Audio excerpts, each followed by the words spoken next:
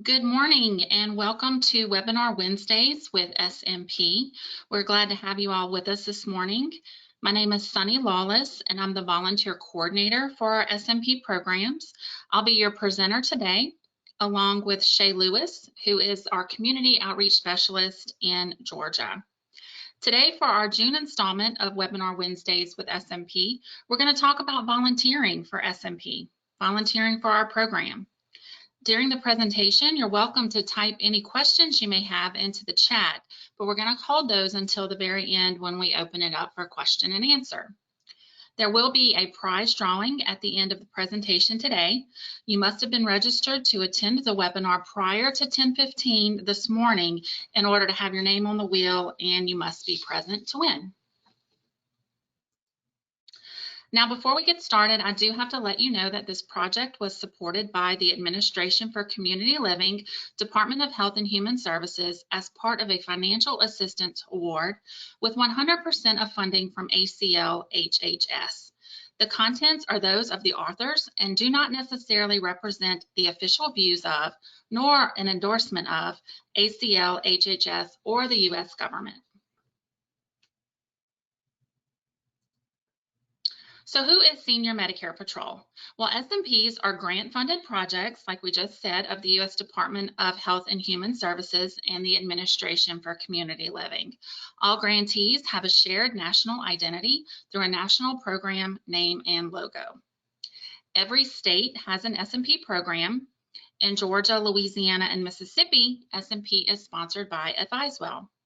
And our mission is to empower and assist Medicare beneficiaries, their families, and caregivers to prevent, detect, and report healthcare fraud, errors, and abuse. And we do that through outreach, counseling, and education. And last year, we celebrated the 25th anniversary of the SMP program. Before I dive into our presentation today, I'd like to take a quick poll.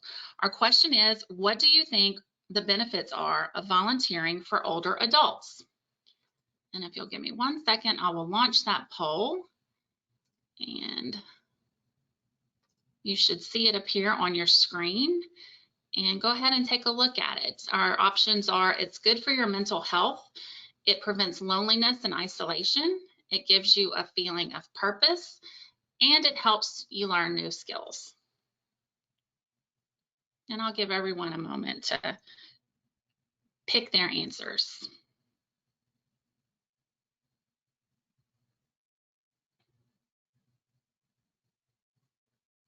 Okay, it looks like just about everyone has chosen, and of course, the answer is an overwhelming E, all of the above. So those are the results of our poll, and we're going to tell you why in just a second.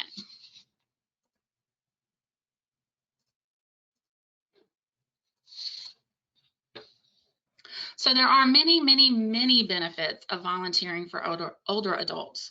And we're going to go through a few of them that we shared by Vantage Aging. So yes, it is good for your mental health.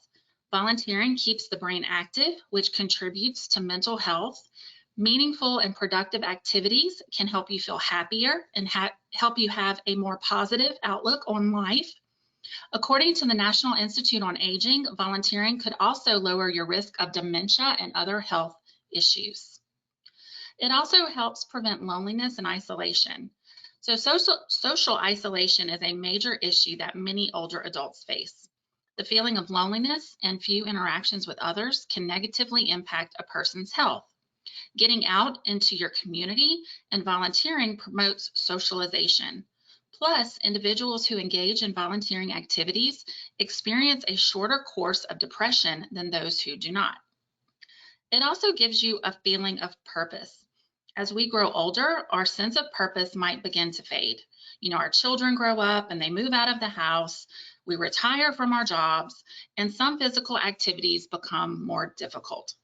Regaining a feeling of purpose through volunteering can help older adults feel recharged with a new zest for life. It can also be a motivating factor for setting and accomplishing other goals. Excuse me. It also helps you meet new friends. Life changes, such as moving to a new neighborhood or retiring from a career, can make finding friends to to spend time with difficult. Volunteering is a great way to meet new people with common interests. By working together towards the same mission, you can build friendships with like-minded peers who are finding creative solutions in your community. Volunteering for older adults increases physical activity. So physical activity is highly important when it comes to staying healthy and independent as we age. Volunteering keeps you moving, whether you're serving meals at a shelter, helping to clean up your local parks, walking around the neighborhood with someone as a companion, and volunteering for a program like Senior Medicare Patrol. It also helps you learn new skills. You know, sometimes monotony can make life a little dull. You might find yourself bored with too much time on your hands, and volunteering might be just what you need to spice things up. Many volunteer activities allow you to try things you've never done before and learn new skills. So take a look at opportunities that are a little outside of your comfort zone. You might just develop a passion you never knew you had. So now that you know why you should volunteer, we're going to talk about why you should consider volunteering for our program. So the SMP program offers volunteers an opportunity to make an impact in their own communities, to make an important difference. Volunteers take pride in working to ensure the Medicare program, will be protected for future generations. SMP volunteers receive training on the basics of Medicare and healthcare fraud, errors, and abuse. Once training is complete, our volunteers are better aware of the scams that affect some of our most vulnerable beneficiaries. Our volunteers participate in bi-monthly webinars and various training opportunities throughout the year. Depending on the area that you're in, sometimes you might have an opportunity to work with another volunteer or even an SMP staff person at presentations or community events. We also hold volunteer appreciation events during the month of April for National Volunteer Week. And volunteering for SMP is also a great activity for couples. You can work together with your spouse or partner to give SMP presentations or attend health fairs. As we mentioned in a previous slide, our mission is to empower and assist Medicare beneficiaries, their families and caregivers to prevent, detect, and report healthcare fraud, errors, and abuse. There are three main areas for our work. The first and third are to conduct outreach and education and to receive beneficiary complaints. The second is to engage volunteers. Protecting older persons' health, finances, and medical identity while saving precious Medicare dollars is a cause that attracts civic-minded individuals. And let's take a look at some of the results of the SMP program. Our program offers volunteers an opportunity to make an important difference in their communities, and they take pride in working to ensure that the Medicare program will be protected for future generations.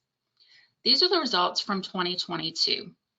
The SMP projects had a total of 5,365 total active team members who conducted 18,274 group outreach and education events. And group outreach and education events, that's our presentations that we go out and give, and that's also the events that we attend in the community, like health and resource fairs. Through those events, the SMP program has reached a little over 1 million people in 2022. And in addition to that, our projects had a little over 246,000 individual interactions with or on behalf of a Medicare beneficiary.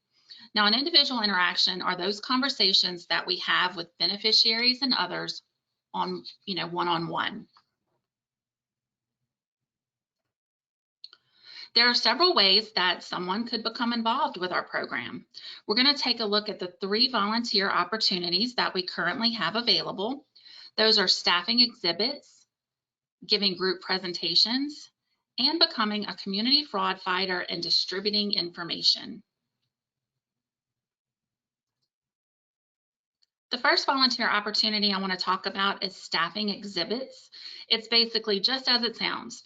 These volunteers help by staffing tables at events like health fairs, resource fairs, and other community events. SMP provides all of the materials for the volunteer to use, like a tablecloth, flyers, and giveaways. Volunteers in this role set up a table and provide general information about SMP to the public and just answer basic questions about Medicare fraud and the SMP program in general. As you can see in the photo, this is one of our Louisiana volunteers, and she's at an SMP table handing out literature and telling attendees about the SMP program. The second volunteer opportunity we have available is group presentations. Now, these volunteers are trained by SMP to give presentations on SMP topics to small and large groups of seniors. Presentations usually last anywhere from 15 to 20 minutes, and these volunteers may interact with the audience afterwards by answering questions and through discussion. We also host bingo at sites where we give a short presentation and then we follow up with a few fun games of bingo. We provide all of the materials for both the presentations and the bingo, including bingo prizes.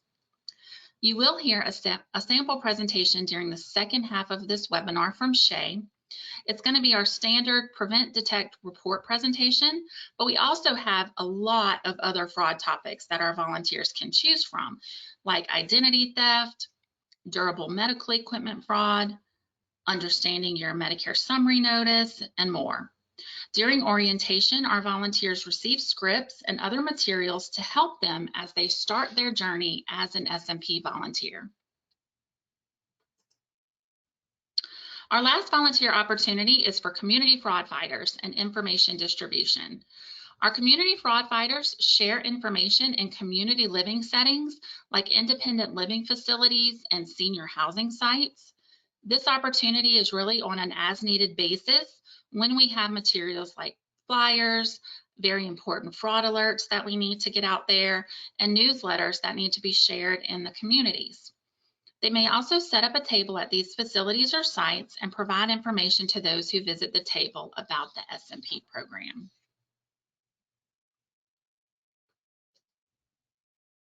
Now that you know more about the types of opportunities we have for volunteers, we're going to take a look at just a few of the steps that it takes to become an SMP volunteer. The first step is application and screening. Acceptance as an SMP volunteer is not automatic. We work with a vulnerable population, so the screening process needs to be thorough. Applicants complete an application and a background screening, and the screening is the basic criminal history background check, and we also perform a motor vehicle records check as well. Step 2 is online training. So once the screening is complete and you're approved as an SMP applicant, the second step is going to be to complete the SMP Foundations training and also a privacy and confidentiality training. These training modules provide the volunteer with information on the SMP program, basic information on Medicare, and information about Medicare fraud and scams. All of the training is completed online. It's done at your own pace, and there will be an assessment that needs to be completed at the end, just to kind of let us know that you understood the program and all of the information that you're going to be giving out to Medicare beneficiaries down the road. After training is complete, the next step is going to be orientation. And we do really try to make this an in-person orientation whenever it's possible, but sometimes just due to location, we can't quite pull that together and we hold it virtually. This is an opportunity for me to work directly with the volunteer one-on-one to review the mission, talk about our rights and responsibilities to the volunteer, talk about the volunteer's rights and responsibilities to the program, and code of conduct. Orientation is also when we review procedures for how the volunteers should submit information on their activities throughout the month, such as what presentations they gave, community events they attended, did they have any interactions with beneficiaries, and the number that they reached while performing this outreach.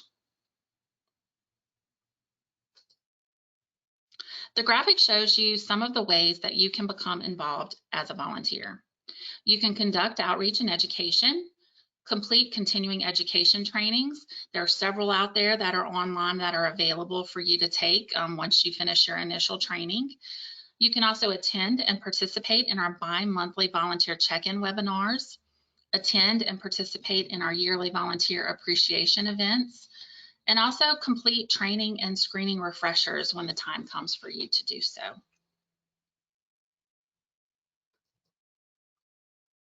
Volunteering for our program is extremely flexible, and it's done on an as-needed basis. So as presentations and events are added to our calendar, you're offered the opportunity to attend and have the option to decline if you're not available on that particular day or time. Volunteers determine how often they'd like to participate in activities. However, we do ask that they commit to the program for at least 1 year, and that's really because the screening and the training is so involved. Scheduling events can sometimes be a little tricky, so I work with the volunteers one-on-one to see what their schedule might look like for the coming month, and then we work to fill in the opportunities for them when they are available. And we also encourage volunteers to find opportunities for themselves within their own communities.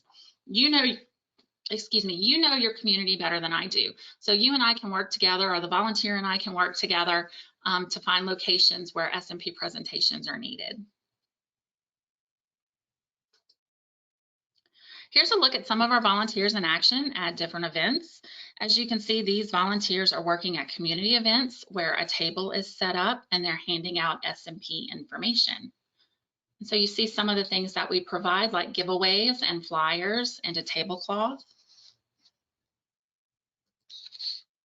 And here's some photos from our volunteer appreciation events that were held just this past April to celebrate National Volunteer Week and Month. Those are always a lot of fun. So now that you've learned more about our volunteer opportunities and how you can become a part of our program, I'm going to turn things over to Shay, who's going to give you an example of the information that our volunteers share during a typical prevent, detect, and report presentation. Shay? Okay, good morning. We're going to go ahead and talk about the 3 keys to success in preventing fraud, errors, and abuse. Next slide. Okay, so the first key is prevent. Protecting your personal information is your best defense against healthcare fraud and abuse. You want to treat your Medicare and Social Security numbers like your credit cards. Never give these numbers out to a stranger. Remember, Medicare won't call you to ask for your Medicare number. I'm going to repeat that again because this is a big one. Remember, Medicare won't call you to ask for your Medicare number. Don't carry your Medicare card unless you'll need it for a doctor's appointment. And also keep a record of your medical visits, tests, and procedures in a healthcare journal or calendar. Next slide. The second key is detect. Knowing how to spot suspicious activity can help you stop healthcare fraud and abuse in its tracks. Review your Medicare summary notice, or your MSNs, or your explanation of benefits, your EOBs, from your insurance company. Your Medicare summary notice is mailed to you by Medicare every 3 months. If you have a Medicare Advantage plan, you will receive an explanation of benefits after you receive healthcare services. Compare your statements to your personal records and look for the following items: charges for something you didn't get, billing for the same services or supplies twice, services that you didn't order by your doctor. Next slide. The third and final key is report. If you suspect you have been a target of fraud, report it. This will help you and others at risk for healthcare scams. Here are some steps to report suspicious behavior. If you receive a suspicious phone call, don't give out your personal information. Report the call immediately to SMP. If you have any questions about your Medicare statement, call your healthcare provider or plan. And if you just aren't comfortable calling your provider, or you just not too satisfied with their response, again, call SMP. Next slide. As mentioned in the previous slides, we have a toll-free hotline number. You can also visit our website at www.stopmedicarefraud.org for additional information about our program. Additionally, We would like to encourage you to scan the QR code on the screen using your camera on your cell phone that will guide you to our social media platforms, including Facebook.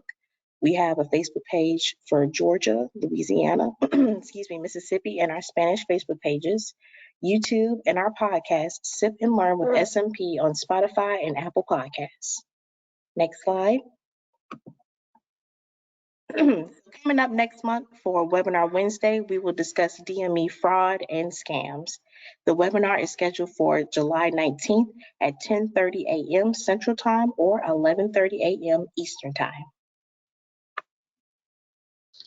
All right, thank you, Shay. So now it is time for our prize drawing. Everyone who was registered prior to 10:15 a.m. this morning, your name was entered for a chance to win, and the winner must be present. Today we are giving away your choice of a $25 Walmart or Amazon e-gift card. So give me just 1 second to pull up the wheel, and we will give it a spin. And hopefully we'll have someone here to win. There we go.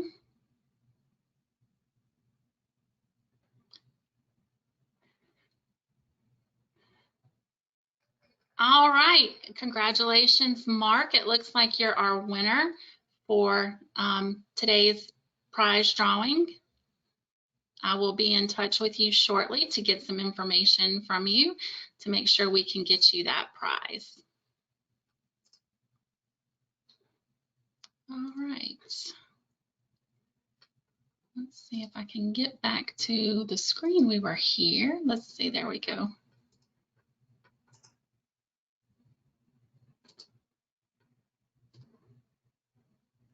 There we go. Sorry about that.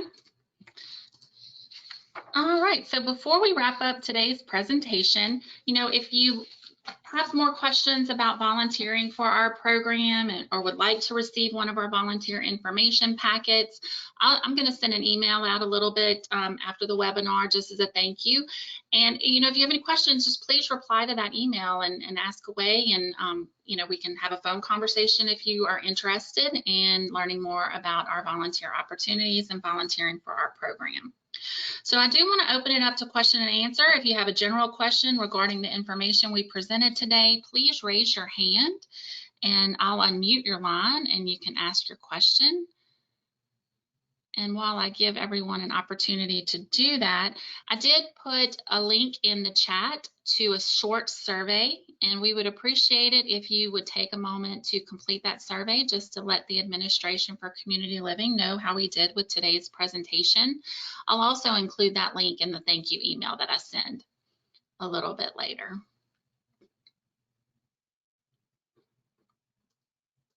Okay, well, I'm not seeing any questions. So this will conclude our presentation on volunteering for SMP. We hope you will join us again next month for our presentation on durable medical equipment fraud, as Shay mentioned. So just be on the lookout for invitations to our future webinar events. So thank you everyone for attending again. Please take care and try to stay cool out there. Thanks a lot.